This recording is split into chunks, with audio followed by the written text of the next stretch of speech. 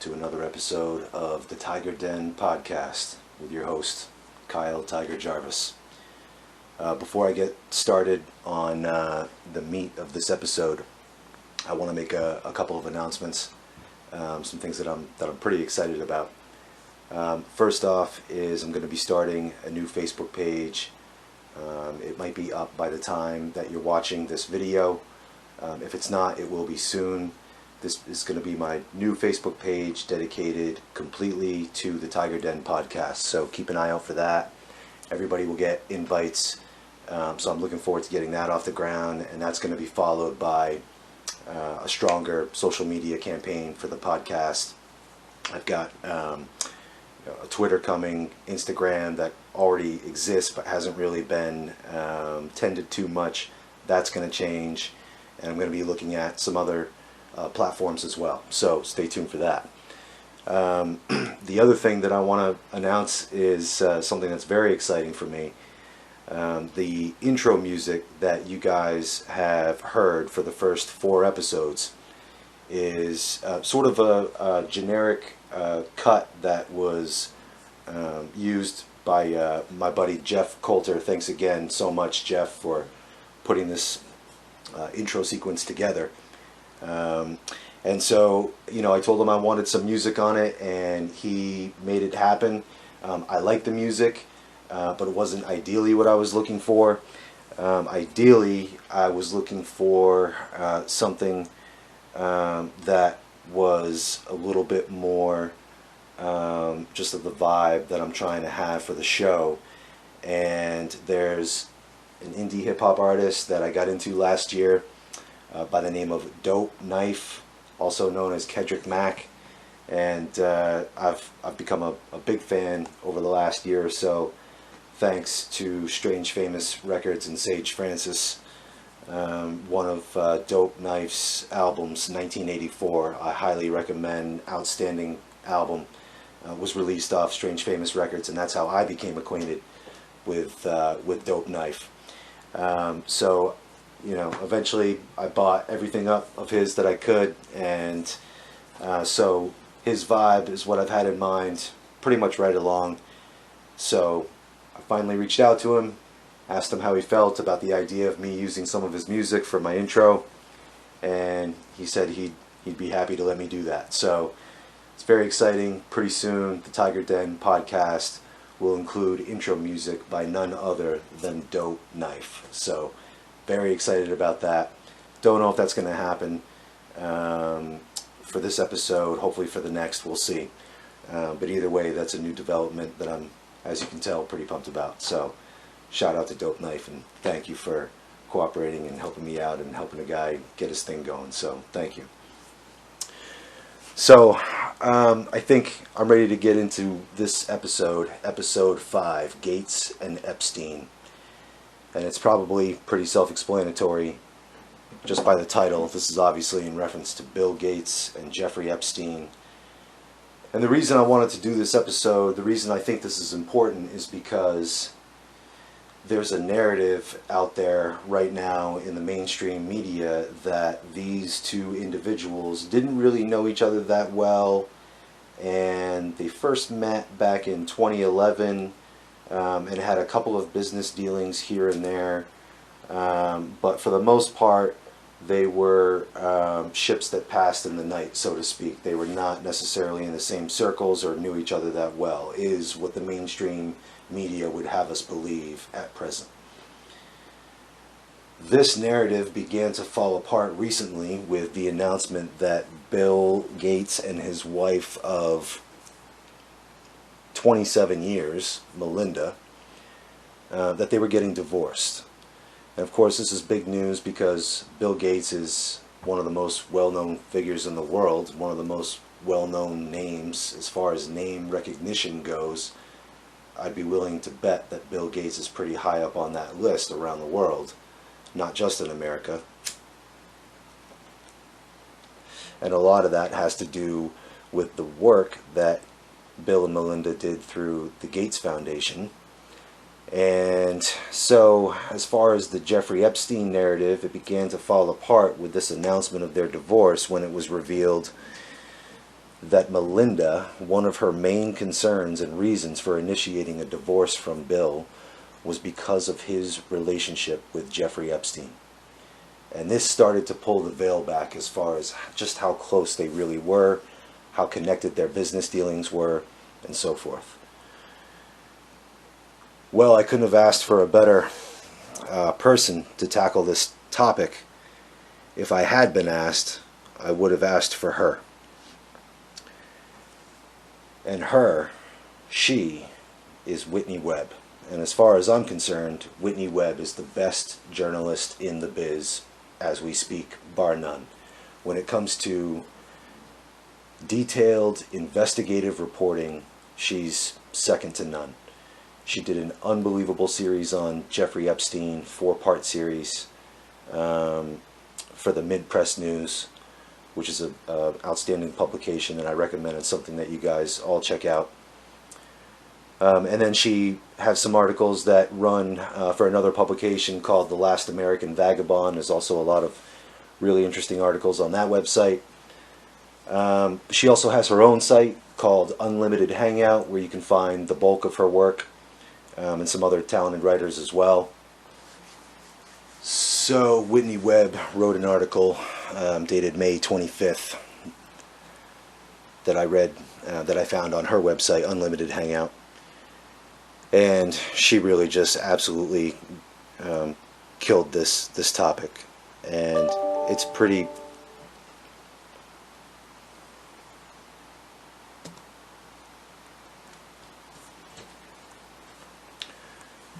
So Whitney Webb produced a pretty amazing article on exactly this topic, the true origins of the connections between Epstein and Gates, and it's pretty astounding stuff.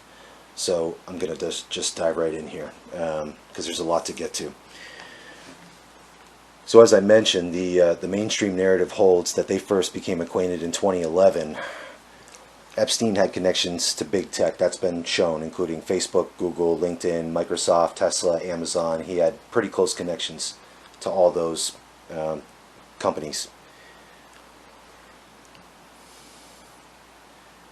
So Whitney talks about how there's an article that first sort of sheds some light on this connection in the Evening Standard, which is an English production, I believe, by Nigel Rosser, dated January 22nd, 2001.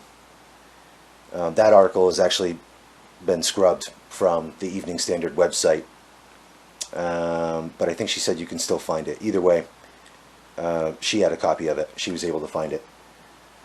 And essentially the article was focusing on Epstein and Ghislaine Maxwell, his madam, for lack of a better term, and their relationship with Prince Andrew. And basically it sort of alleges that Epstein and Maxwell were wielding significant influence over Prince Andrew, and this is the source of some controversy. And so essentially there was a view that Ghislaine was manipulating him in some way, perhaps for Epstein. And this was all prior to Epstein's first arrest, which I think was in 2007 or 2008. And so in the beginning of the article, in this Evening Standard article from 2001, the author Nigel Rosser, said that he'd made many... said that when he was introducing Jeffrey Epstein in the article, he said that Epstein had made many millions out of his business links with the likes of Bill Gates, Donald Trump, and Ohio billionaire Leslie Wexner, whose trust he runs. So already this is a full 10 years prior to when they're alleged to have first met, that we have some indication that there's already a relationship there between them, business or otherwise. Whitney Webb mentioned how she was actually contacted by the BBC back in 2019 regarding this particular Evening Standard article, which she provided to them. She gave them a copy of it.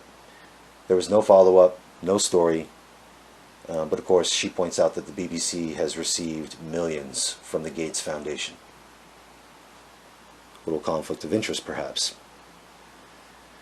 The Evening Standard article was never retracted, and no one named in it by Rosser denied its claims. Epstein victim Maria Farmer worked for Epstein and Maxwell around 95-96 and said that she remembered Epstein mentioning Gates and that they were close, and implying that Gates would be visiting one of his residences soon. In 95-96, so we're already getting further and further back. So she's just laying the groundwork for these, what I think are bombshell facts. And I'm just going to continue going right into it. And this is from a section of the article called Microsoft, McKinley, and Isabel Maxwell. Prior to the Evening Standard article, Gates was connected to a business owned by Ghislaine's sisters, in which she also had a significant financial stake. The 2000 Guardian article detailed Isabel Maxwell's connection to Israeli intelligence and her, quote, odd relationship with Gates, and her ties to the Promise software espionage scandal. If you're not familiar with that, look it up. Ghislaine Maxwell and the other two sisters, Isabel and Christine, their father, Robert Maxwell, was an Israeli spy. And he was involved in some really sketchy shit, including this Promise software espionage scandal. I've read up a little bit on it. Whitney Webb covers it a little bit in the Epstein series that she did for the Mint Press. But I highly suggest that anybody out there who's not familiar with that, look it up. So Isabel already had ties to all this stuff that her father was involved in before his controversial and untimely death while aboard his yacht, which was named the Lady Ghislaine. So their twin sisters, actually, Isabel and Christine, the other two, they previously worked for a front company owned by their father, Robert, and it was called Information on Demand, and it was used as a front to sell the backdoored Promise software to the U.S. government. And that's essentially the scandal in a nutshell, but again, you should look it up to get the details for yourself. After he passed in 1992 at sea aboard the Lady Ghislaine, Isabel and Christine, along with their husbands, started the McKinley Group.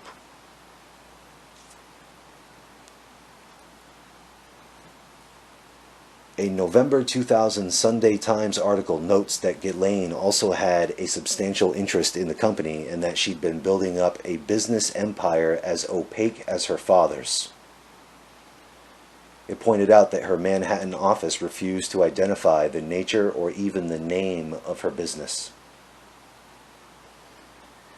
McKinley created what became known as the Magellan Internet Directory, remembered as the first site to publish lengthy reviews and ratings of websites. Magellan's value-added content approach attracted several large corporations, resulting in, quote, major alliances with the likes of AT&T, Time Warner, IBM, Netcom, and the Microsoft network. All of this was negotiated by Isabel Maxwell.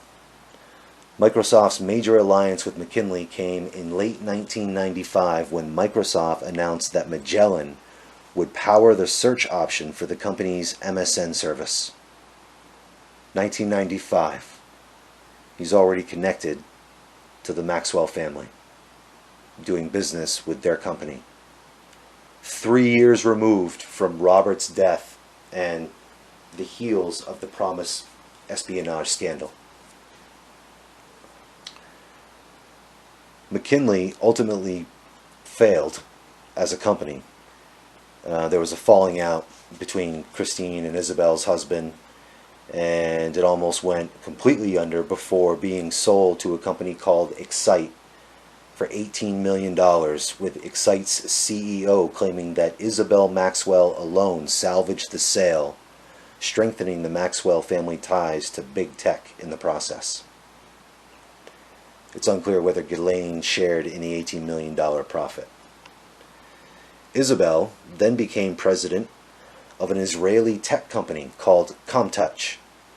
directly tied to Israeli intelligence recruited by them because her father Robert was the infamous super spy, with Isabel expressing excitement over, quote, continuing her father's involvement in Israel.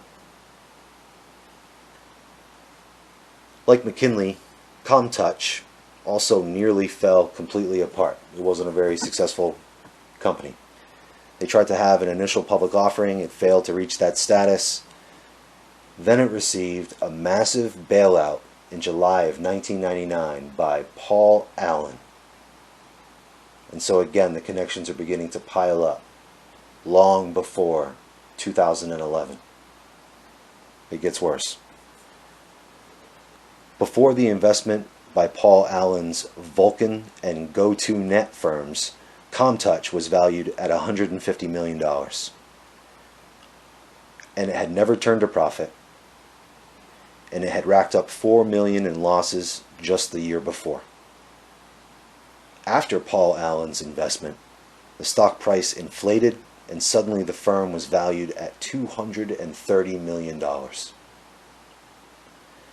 The motivation for Paul Allen's financial involvement is unclear, but he was part of an elite group formed in 2004 called A Small World,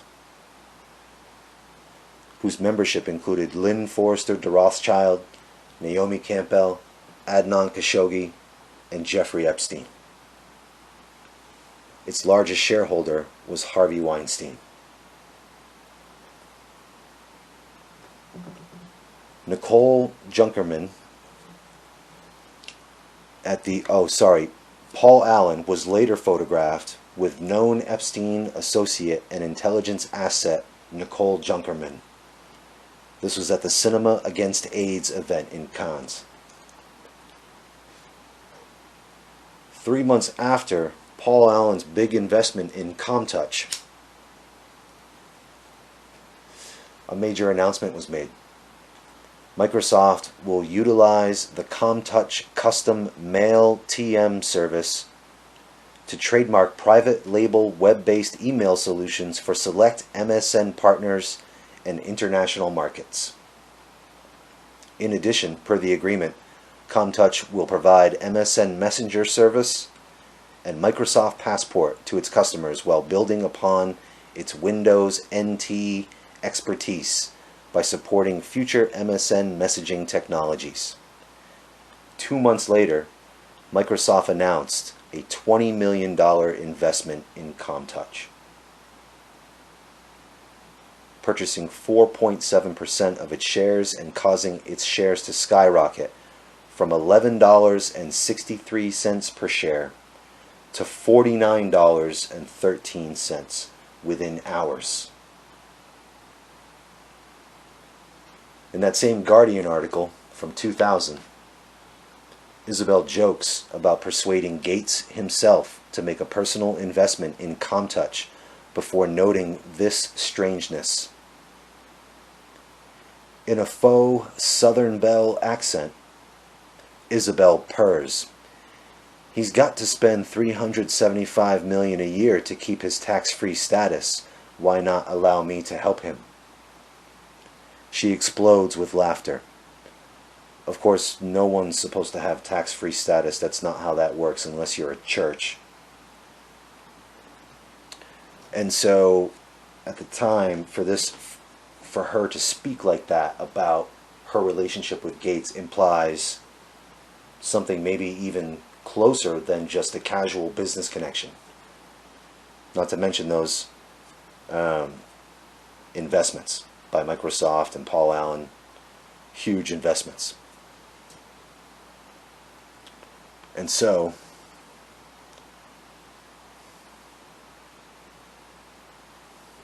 Comtouch expanded its clout during this time.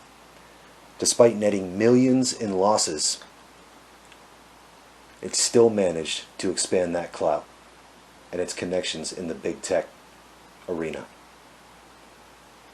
Isabel left the company in 2001, retaining a $9.5 million worth of the stock, becoming president emeritus. By 2006, the company was $170 million in debt. Isabel is now a technology pioneer at the World Economic Forum. And if you're not familiar with the work that they're up to, you should be, because some of it is terrifying.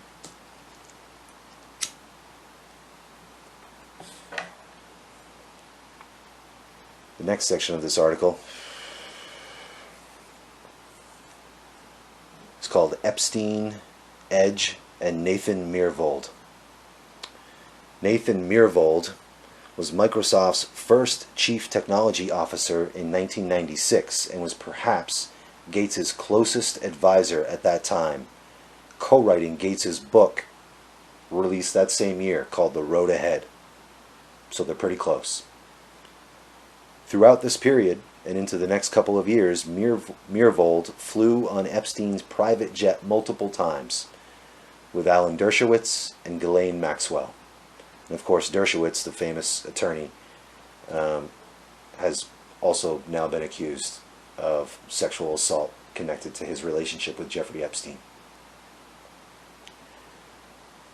In the 90s, Myhrvold also traveled with Epstein to Russia with Esther Dyson, once called, quote, the most influential woman in all of the computer world, and who now has close ties to Google, 23andMe, and is also a member of an agenda contributor to the World Economic Forum. Like that Small World Club said, it really is a small world for these people. They just keep recycling, shuffling these people all around in these different positions. In a photo dated from 1998, you can see Epstein with Dyson and Pavel Aloniakov, who worked for the Russian Federal Nuclear Center, in front of the home of Andrei Sakharov, the Soviet nuclear scientist and dissident who is alleged to have had ties to U.S. intelligence. Sakharov and his wife, Yelena Bonner, were supporters of Zionist causes. And that's another common theme. Everybody, I would encourage all of you to read Whitney Webb's 4-part series on Epstein in the Mid-Press News. I believe it's also available on her website, Unlimited Hangout. It's just absolutely mind-blowing, the detail, the research that went into her series on that. And it goes into great depth about the influence of Israel and the intelligence community angle in all of this. Essentially, Epstein was running a blackmail operation. That's what his whole business was about. He got rich and powerful people into compromising positions. He facilitated putting them in those positions. And then he used it to hang it over their heads to get them to do whatever he wanted, presumably. And we're talking about literally some of the most powerful people in the world. Heads of state, world leaders, CEOs, you name it. And so here he is palling around with Russian nuclear scientists, Esther Dyson and Nathan Myhrvold in Russia in the late 90s. And that picture was taken in Sarov, where the Russian Federal Nuclear Center is located. There's another photo of Myhrvold with Dyson in what's described as Microsoft Russia in Moscow, like a little branch of theirs. I think is how they saw it at the time. When Myhrvold left Microsoft to found Intellectual Ventures, Vanity Fair reported that Epstein showed up at the joint with Russian models. So clearly, they had forged a relationship, Myhrvold and Epstein. From the article, and again, Myhrvold was Bill Gates' closest advisor during that period, co-wrote his book. So it's absurd to think that as tight as Myhrvold was with Epstein, traveling to Russia with Epstein and these other people, and visiting nuclear facilities and talking to their scientists, whatever it was they were doing, that Bill Gates wouldn't know about that or have been privy to that in some way, and possibly more involved, and clearly already was involved as his business dealings with the Maxwell family show.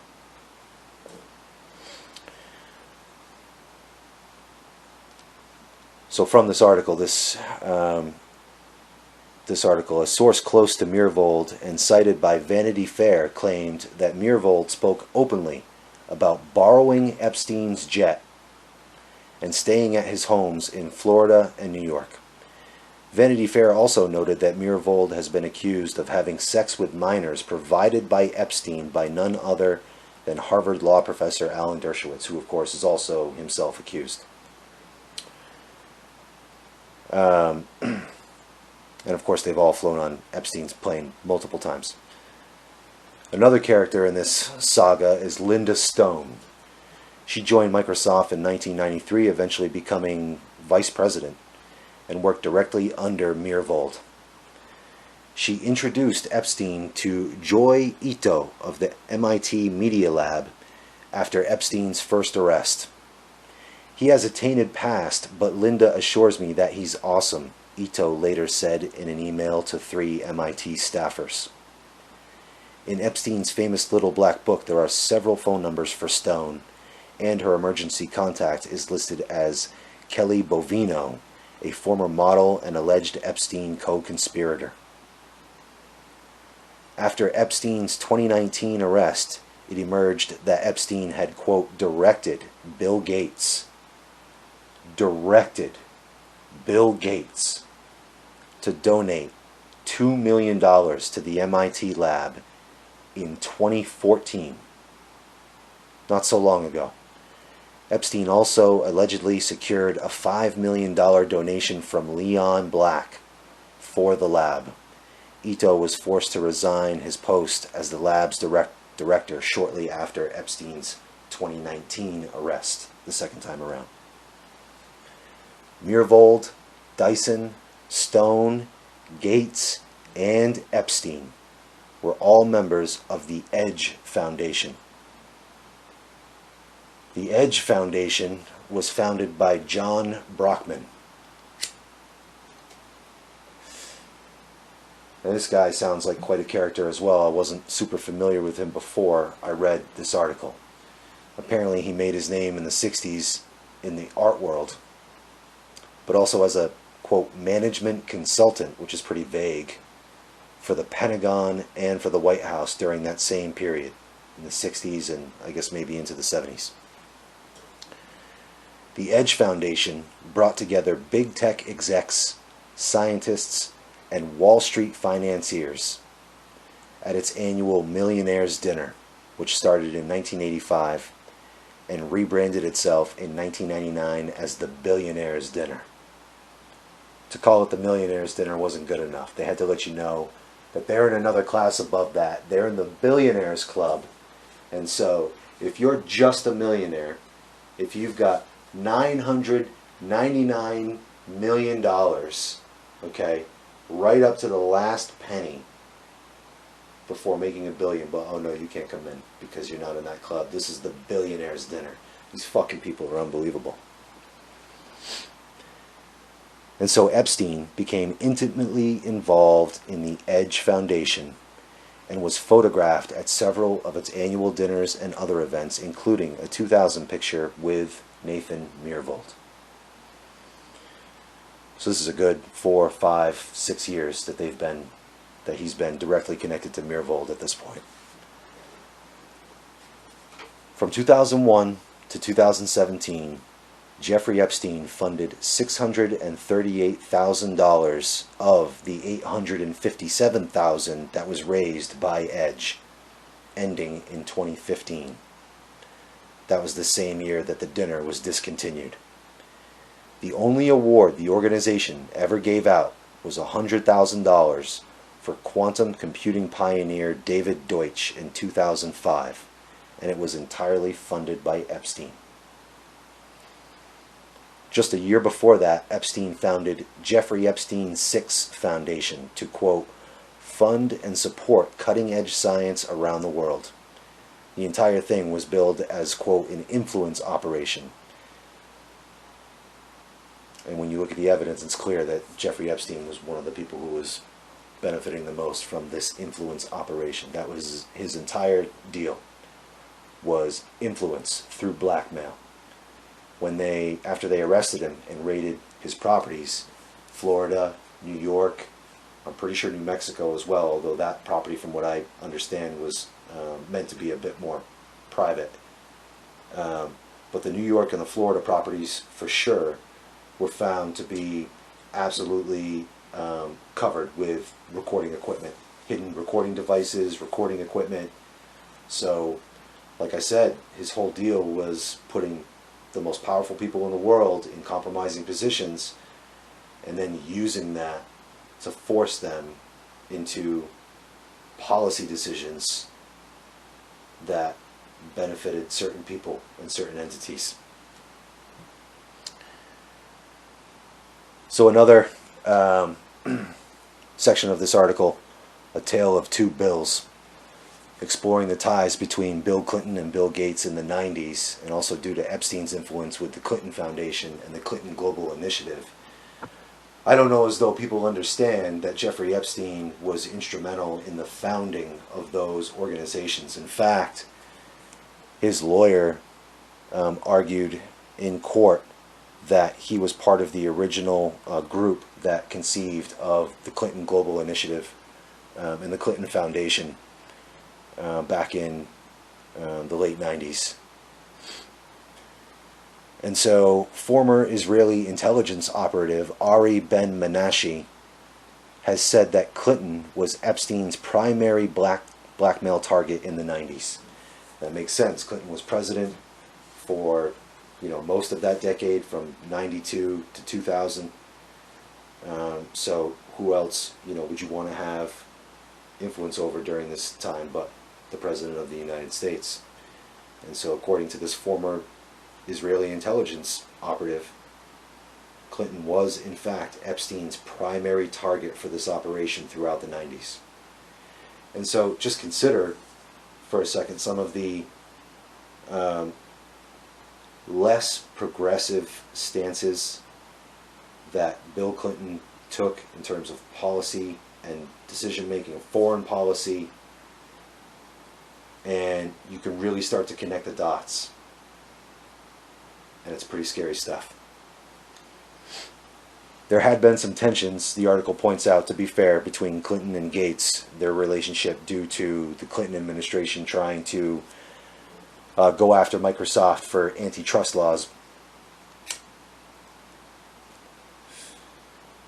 violating antitrust and monopoly laws in the 90s. But eventually, that relationship thawed, and they became close again. And Bill Gates in 2000 attended a White House conference on the, quote, new economy, along with close Epstein associate Lynn DeForest Rothschild, and then Treasury Secretary Larry Summers, and White House Chief of Staff Thomas Mack McLarty, whose special assistant Mark Middleton met with Epstein at least 3 times at the Clinton White House. So in other words, Jeffrey Epstein during this time was visiting the White House at least 3 times and meeting with this Mark Middleton, an assistant to Chief of Staff, White House Chief of Staff Thomas Mack McLarty. So clearly Epstein was wielding major influence at this time, not just with the likes of Bill Gates, but literally with the president of the country, the leader of the free world, quote unquote. What a sham that is. Middleton was later fired after being linked to illegal donations to foreign governments through the Clinton 96 re-election campaign.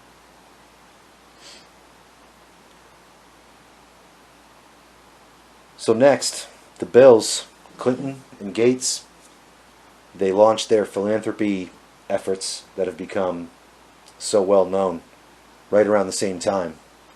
The Gates Foundation was founded in 2000, and the Clinton Foundation was founded in 2001. It was sort of all fawned over at the time by the majority of media about this incredible, creative, new philanthropy model, and these amazing, people who were attempting to help, allegedly, people in need around the world. There were some media outlets, however, such as the Huffington Post at the time, who challenged that these foundations engaged in, quote, philanthropy, and asserted that calling them such was causing the, quote, rapid deconstruction of the accepted term. In other words, it's not fucking philanthropy at all. The Huffington Post further noted that the Clinton Global Initiative, which is part of the Clinton Foundation, and the Gates Foundation, and a few similar organizations, quote, all point in the direction of blurring the boundaries between philanthropy, business, and nonprofits. Bingo, that's exactly what's happening. It noted that this model for philanthropy has been promoted by the World Economic Forum and the Milken Institute. It is also worth noting that several of Epstein's own philanthropic vehicles were also created just as this new era in philanthropy was beginning. Vehicles which later were revealed to be fronts for money laundering and all sorts of unsavory activity connected to his trafficking operation, sex trafficking, blackmail operation.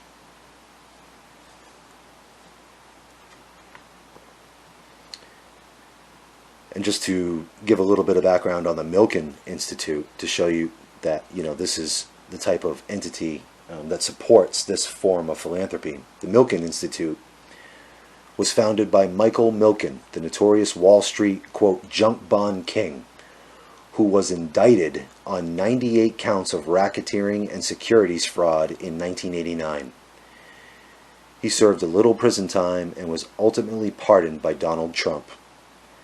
Milken committed his crimes while working alongside Leon Black, Ron Perlman at Drexel Burnham Lambert before its scandalous collapse. Leon Black was deeply tied to Epstein, even having Epstein manage his personal philanthropic foundation for years, even after Epstein's first arrest. Perlman was a major Clinton donor from 1995 in a fundraiser for then-President which was attended by Epstein and whose companies offered jobs to Webster Hubbell and Monica Lewinsky after their respective scandals in the Clinton administration. Like Gates, Milken has transformed his reputation for ruthlessness in the corporate world into one of a, quote, prominent philanthropist. And it's true.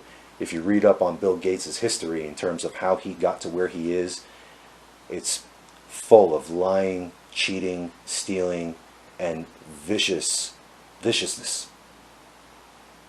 It's the only way you can say it. Somehow, he's been painted as this amazing man with a big heart who just wants to help people. And isn't that sweet? And we should love him for that. Right? Maybe not. Maybe that's not what's actually happening.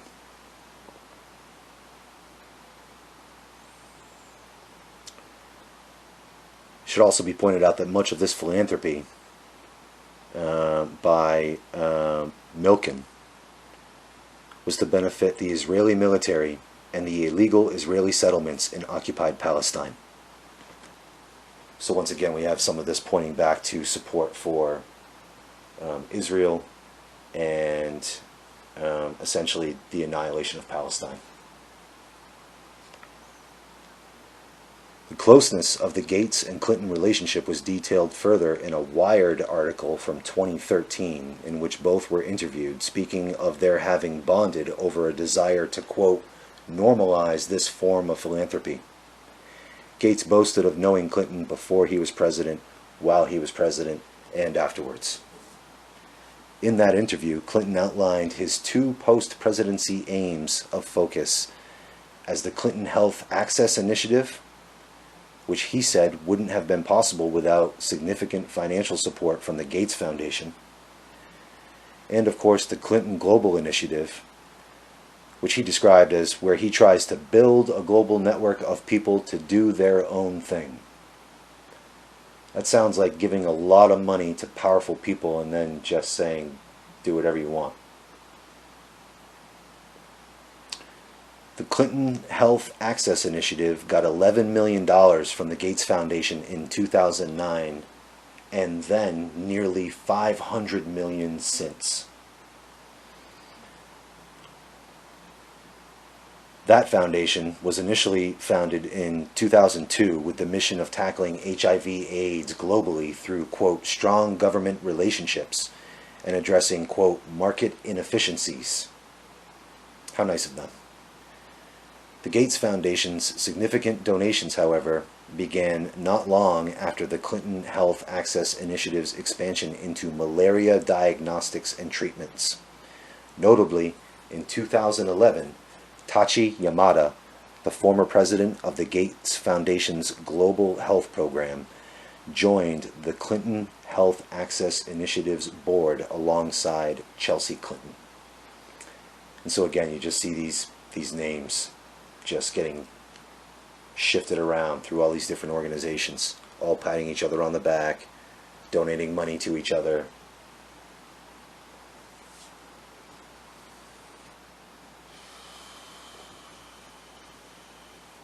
So just to keep this going with more and more examples of the very clear connection between these two men. The Clinton Global Initiative got a $2.5 million donation from the Gates Foundation, along with the $500 million that the Gates Foundation donated to the Clinton Health Access Initiative, and another $35 million for the Clinton Foundation. And in addition to these ties, Hillary Clinton established a partnership between the Clinton Foundation and the Gates Foundation in 2014 as part of the Clintons' No Ceilings initiative. That partnership sought to, quote, gather and analyze data about the status of women and girls' participation in the world women and girls' participation around the world, and involved the two foundations working, quote, with leading technology partners to collect these data and compile them. Months before the partnership was announced, Gates and Epstein met for dinner and discussed the Gates Foundation and philanthropy, according to the New York Times, during Hillary Clinton's unsuccessful run for president in 2016. Epstein tried to get involved in the Gates Foundation directly, trying to convince Gates to partner with J.P. Morgan for a global health charitable fund. And that would have likely netted Epstein some hefty finder's fees. Epstein was heavily involved with J.P. Morgan at that time.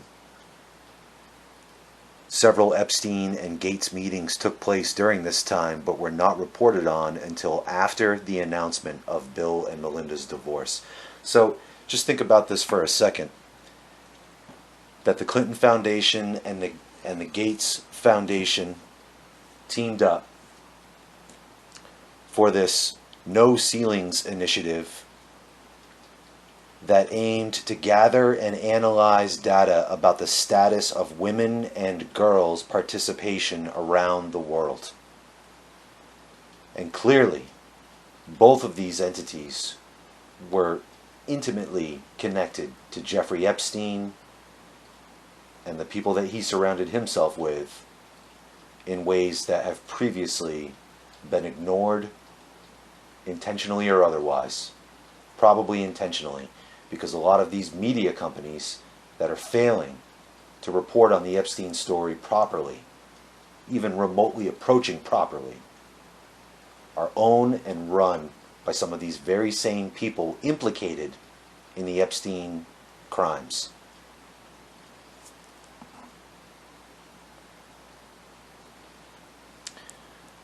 So the recent revelations about the Gates and Epstein meetings in 2013 and 14 highlight Epstein's influence among elites, as Gates reportedly thought that Epstein was his ticket to winning a Nobel Peace Prize.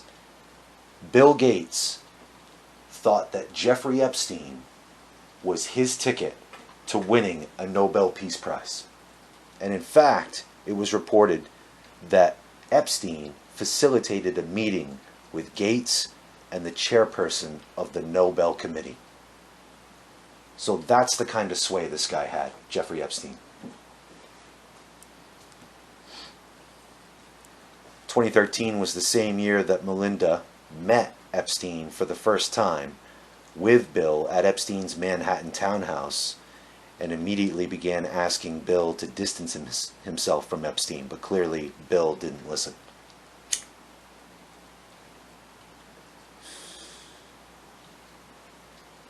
This is wild. I didn't know about this before, and I'm going to have to look more into this, but it's clearly a documented incident.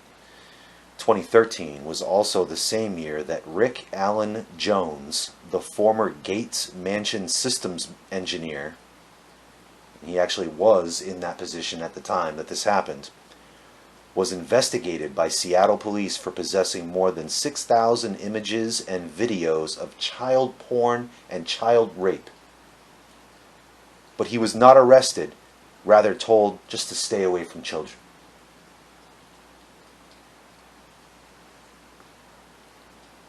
In 2013 as well, the Maxwells became involved in the Clinton Foundation. Ghislaine Maxwell's Terra Mar project, which officially supported UN Sustainable Development Goals as they relate to the world's oceans, made a $1.25 million commitment to the Clinton Global Initiative as part of an effort to form a Sustainable Oceans Alliance. Terra Mar shut down shortly after Epstein's 2019 arrest. Terra Mar, as Whitney Webb describes it, was essentially an extension of another failed operation, the Blue World Alliance, founded by her older sister Isabel. That was also ocean-focused. Another name for the Blue World Alliance before it went under was Global Solver. That was an alternative name that it was known by before it went under. And Christine Maxwell's son, Xavier Molina, was a liaison for Global Solver to the Clinton Foundation and was previously an intern at the Clinton Global Initiative. Molina later went on to work for the Obama White House Personnel Office and now works for Google. Good for him, huh? Isn't that great? During this same period, Isabel Maxwell's son, Alexander DeGirassi, was chief of staff at the Bureau of Near Eastern Affairs in the Hillary Clinton-run State Department.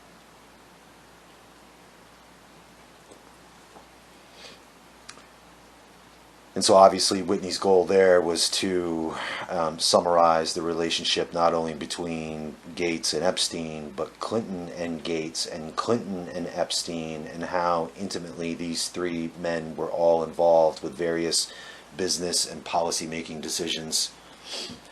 And so I think the evidence is pretty strong there.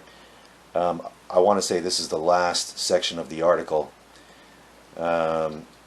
It's called Gates Science and Epstein Science.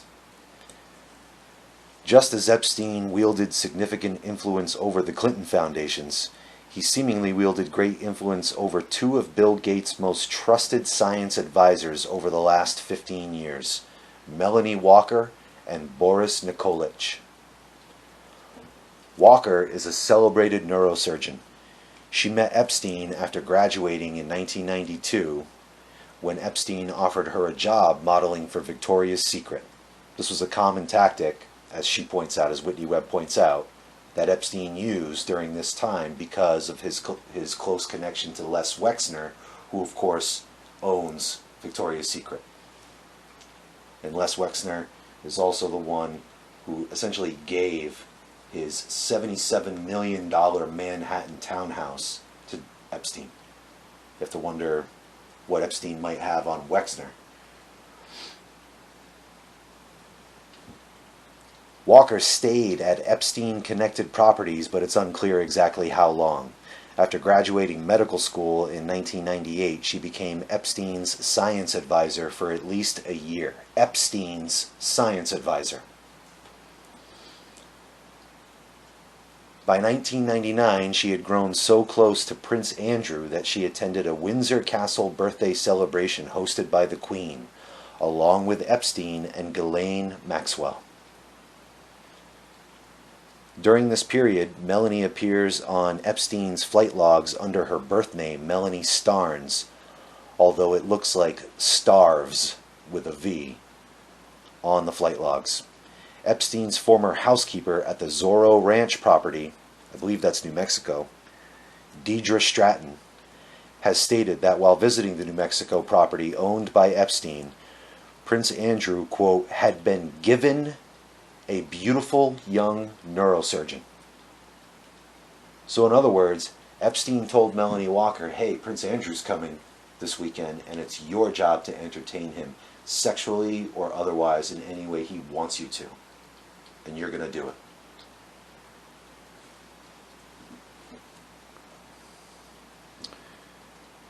Apparently, Walker kept Prince Andrew's company for 3 days at the ranch while Epstein was away. All evidence points to Walker being that woman, and that it occurred between 1999 and 2001. Stratton's exact quote, Deidre Stratton, the housekeeper at Zorro, her exact quote was this: at the time, Jeffrey had this, she supposedly was a neurosurgeon, quite young, beautiful, young and brilliant, and she stayed in the home with him. At one point we had all these different teas, and you could pick the teas that you wanted, and she asked me to find one that would make Andrew horny. I'm guessing she understood that her job was to entertain him because, I guess, the fear, I don't know, the fear would be that Andrew would say, no, I didn't really find her that attractive. He would tell Jeffrey that, and then she would be on the ropes. I'm guessing that. Another theory is that Jeffrey probably had her on retainer, and she knew what her job would be, should be, to make these people happy. Sex was all they thought about. I mean, I know for sure that Jeffrey would ideally like 3 massages a day. And if you're remotely familiar with the Jeffrey Epstein story, you know that those massages were in fact much more than massages, almost always with underage girls.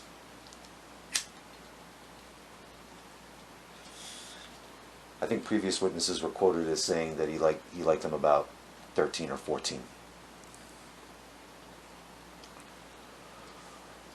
Walker later moved to Seattle, living with Microsoft executive Steven Sinofsky, now a board partner at the venture capital firm Andersen Horowitz, which is connected to Israeli intelligence projects to which Epstein and former Israeli Prime Minister Ehud Barak are also deeply tied.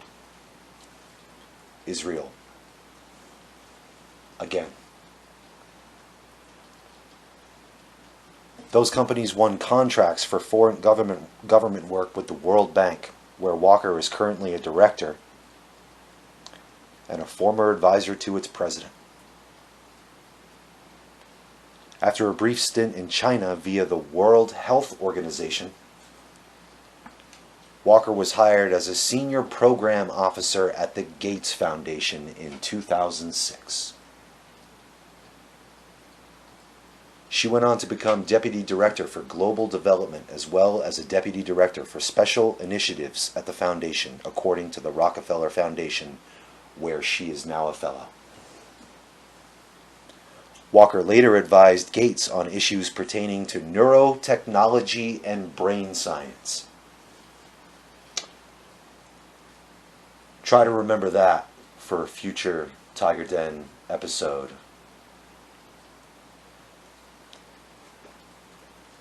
There's a lot more to that story.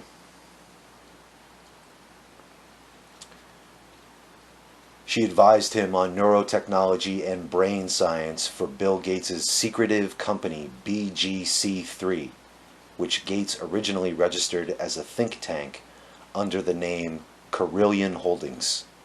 According to federal filings, BGC3's focus areas were, quote, scientific and technological services, kind of vague, industrial analysis and research, and design and development of computer hardware and software. All rather vague. Today, Melanie Walker is the co-chair of the World Economic Forum's Global Future Council on Neurotechnology and Brain Science, having previously been named a WEF Young Global Leader World Economic Forum, WEF. She also advises the World Health Organization, which is of course closely linked to Bill Gates' philanthropy. If you didn't know, Bill Gates has given more money to the World Health Organization than anyone or any other entity, and it's an astonishing, nauseating amount of money, and essentially allows him to run that organization. At the World Economic Forum, Walker wrote in an article in 2016 entitled Healthcare in 2030, Goodbye Hospital, Hello Homespital. In this article, she describes how wearable devices, brain-machine interfaces, and injectable, swallowable robotic medicines will be the norm by 2030. Again, there's much more to this that I'll be covering in a future episode. That is also that I'll be using another Whitney Webb article as my primary resource for, because she's that good. Years before COVID-19 and the Great Reset inspired efforts to change healthcare in just this way, Walker wrote that while the dystopian scenario she was painting, quote, sounds crazy, most of these technologies are either almost ready for prime time or in development. Of course, a lot of those technologies took shape thanks to the patronage of her former bosses Jeffrey Epstein and Bill Gates. During her time at the Gates Foundation, Walker introduced Gates' science advisor, Nikolic, to Epstein. Gates allegedly met Epstein for the first time during a meeting at Epstein's townhouse in 2011, along with Nikolic, who was Gates' chief advisor for science and technology, as well as J.P. Morgan executive James Staley and the aforementioned Larry Summers. Nikolic was heavily advising Gates on his Gates Foundation efforts as well as his secretive BGC3 project. This might have actually been the time when Epstein pitched the J.P. Morgan Global Health Fund partnership to Gates.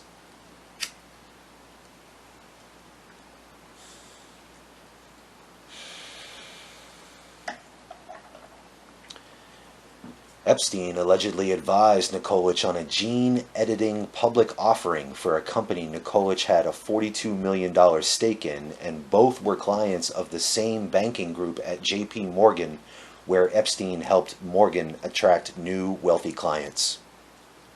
In 2016, Nikolic co-founded Biomatics Capital, which invests in health-related companies at, quote, the convergence of genomics and digital data. I don't know about you, but that sounds horrifying to me. That are, quote, enabling the development of superior therapeutics, diagnostics, and delivery models.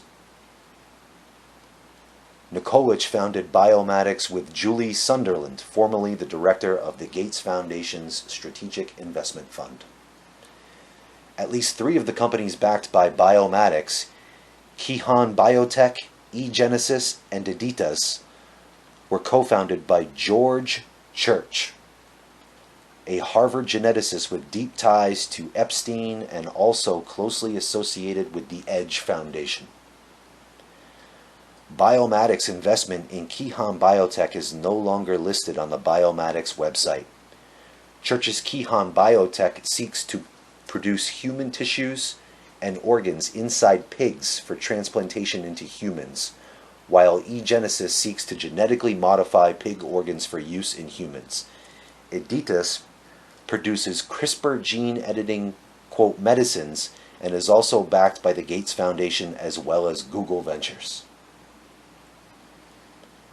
Church has been accused of promoting eugenics as well as unethical human experimentation. Epstein's significant interest in eugenics was made public after his death, and Bill Gates, as well as his father, William H. Gates II, have also been linked to eugenics movements and ideas. After Epstein's death in 2019, it was revealed that Nikolic had been named the successor executor of Epstein's estate. Bill Gates' former #1 scientist was named Epstein's executor. further suggesting close ties to Epstein despite Nikolich's claims to the contrary. After details of Epstein's will were made public, Nikolich did not sign the form indicating his willingness to be executor and did not ultimately serve in that role. Can't imagine why. He wouldn't want to be publicly connected to someone like Jeffrey Epstein, but clearly had no trouble being connected to him behind the scenes for years.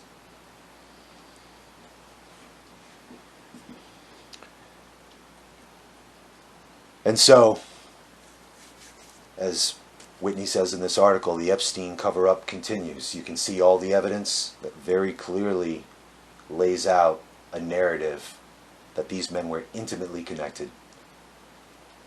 And if, as the Evening Standard reported, Epstein did make millions out of his business ties with Gates prior to 2001, and if Gates's ties to Isabel Maxwell and the Israeli espionage-linked company Comtouch were to become public knowledge, the result could be a scandal on par with the Promise espionage software affair.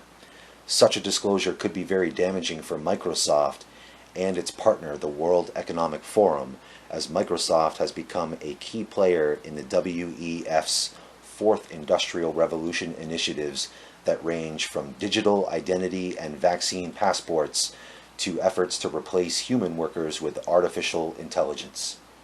This is the Great Reset, the Fourth Industrial Revolution. And maybe a lot of you don't know about it, but it's coming.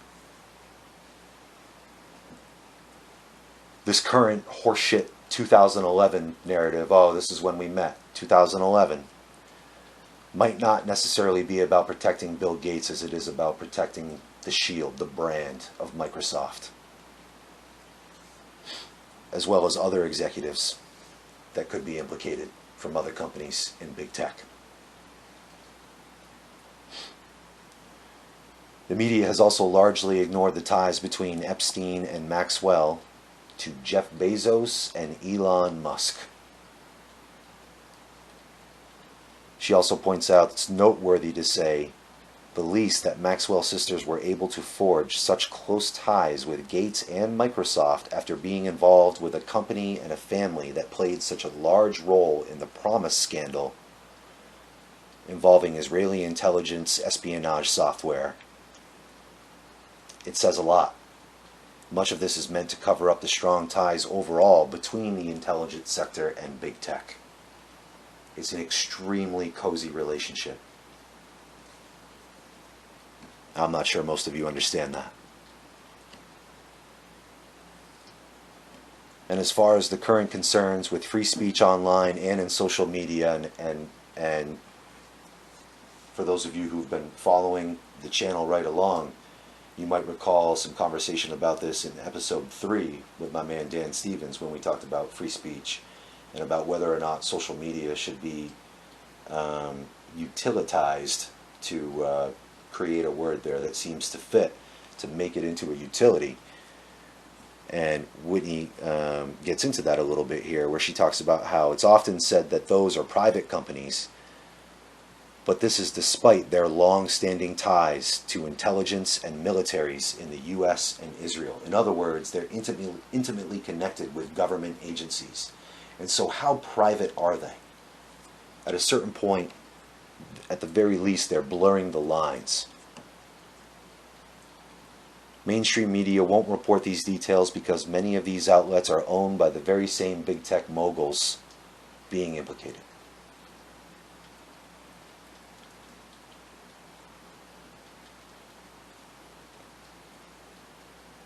And really what this is about, as she brings it all, ties it all off here, what it's really about is ushering in the Great Reset, the Fourth Industrial Revolution, to include artificial intelligence, automation, mass electronic surveillance, and transhumanism central to human society.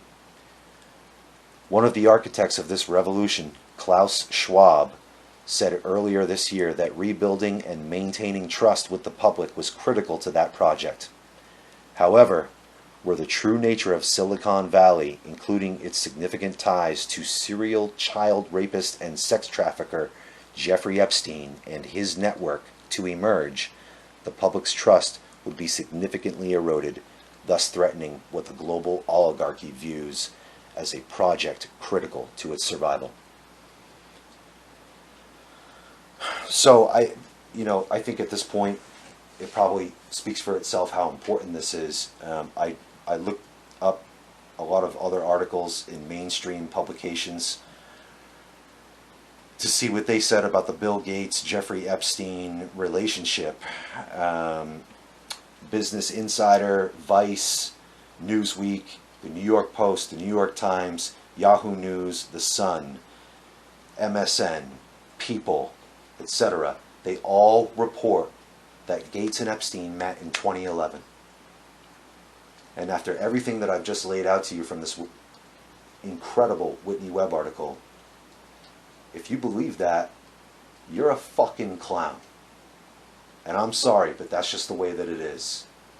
Because there's so much evidence here that screams that these two men have been directly involved with each other for decades. At least since the 90s, the late 90s, when Bill Gates' closest advisor, Nathan Myhrvold, who co-wrote his book in 1996, was known to travel with Epstein on his jet and borrow his jet, and they traveled to Russia together, documented trip with photos. So you combine that with the business relationships with the Maxwell family that began in the 90s and Microsoft, and their sordid history involving espionage and the intelligence community. It's absurd to think that the 2011 narrative is real. It is not. And once again, like so many things in this world, you have to look beyond the official narrative, because mainstream media is not going to give it to you. They're owned by these very same entities that are implicated in some of these horrific crimes. So I want you to think long and hard about that, because Bill Gates' approval rating, especially among liberals, is pretty damn high. And I understand it to a degree in terms of how he presents himself. But that's not the truth. This is the truth. And we need you all to accept that. I need you to accept that, so you can get on board for this fight that's coming. This fight that's already happening in this area and in so many others. Jeffrey Epstein was a fucking monster. And everyone knew it. When he was arrested the first time in 2008, it was said at the time that everybody pretty much knew what this dude's deal was. There was no secret about what Epstein was into and what his world involved. And so if you think somebody like Bill Gates is going to associate himself with someone like that, or anyone for that matter, without knowing every last detail about that person and knowing exactly what he's getting into, I don't know what to tell you, because that's ridiculous. And so, ultimately, in the face of all that, you have to admit that these men knew each other extremely well for much, much longer than Bill Gates is admitting to. And that should tell you everything you need to know about what kind of person Bill Gates really is. So I think I'll leave it there. I think that's a good spot to end episode 5. And I'm really excited for the next couple episodes. So stay tuned for that. And thank you all for joining me. I really appreciate you all being on this journey with me. So until next time, question everything, and I'll see you again soon in the Tiger Den podcast.